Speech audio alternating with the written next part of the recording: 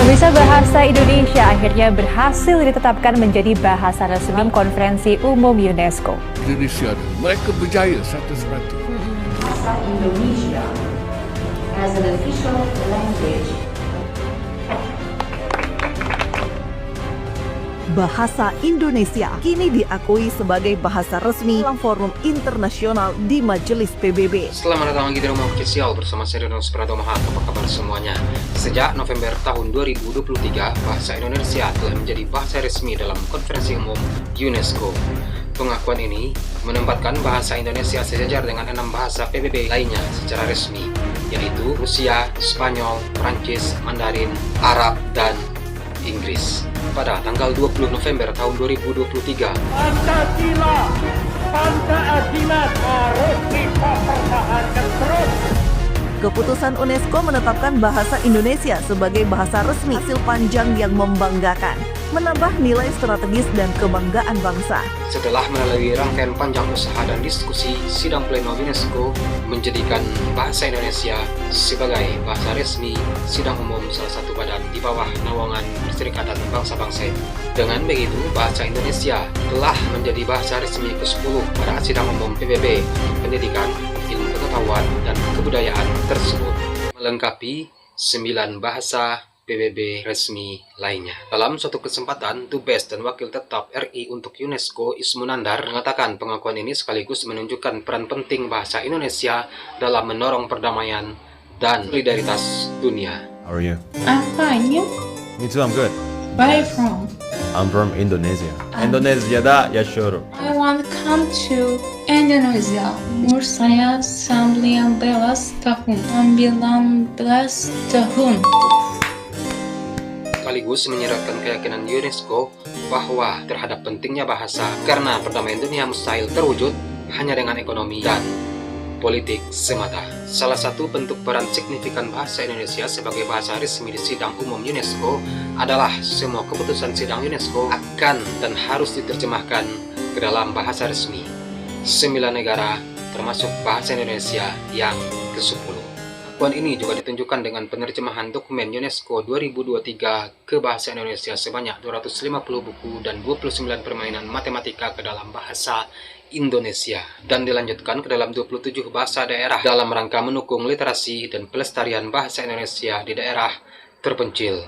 Hey guys, hari ini aku ada di sini di Utah. Hari ini aku mau ngajar mereka bahasa Indonesia karena Nama saya Tina.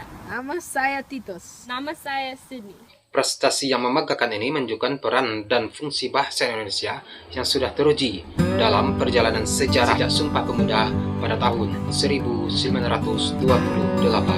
sebagai bahasa nasional yang telah memainkan perannya dalam berbagai kepentingan bangsa Indonesia. Bahasa Indonesia yang juga alat pemersatu ribuan etnis di Indonesia juga merupakan modal utama dan menjadi kunci perdamaian dunia melalui bahasa. Wait a second. See. Wait a minute. See. Wait a moment. Okay. Fall forward. Lothor. Fall from a height. Ceplok. Pakai jajan lemak. I don't want any. Lopo, lagi. Aku tunggu. Wait lagi. Dalam dunia pendidikan di Indonesia, bahasa Indonesia menjadi pelajaran wajib sejak kelas 1 SD sampai perguruan tinggi. Untuk satu mata pelajaran ini tidak boleh ada angka merah atau tidak lulus. Beberapa dosen di kampus-kampus mengungkapkan betapa lelahnya mereka dalam penyampaian materi bahasa Indonesia. Meskipun bahasa Indonesia sudah diajari dan sudah menjadi kurikulum utama sejak kelas 1 SD, namun pemahaman dan kesadaran berbahasa masih belum memuaskan. Salah satu faktor penghalang adalah sikap yang menggampangkan bahasa Indonesia sebagai bahasa ibu.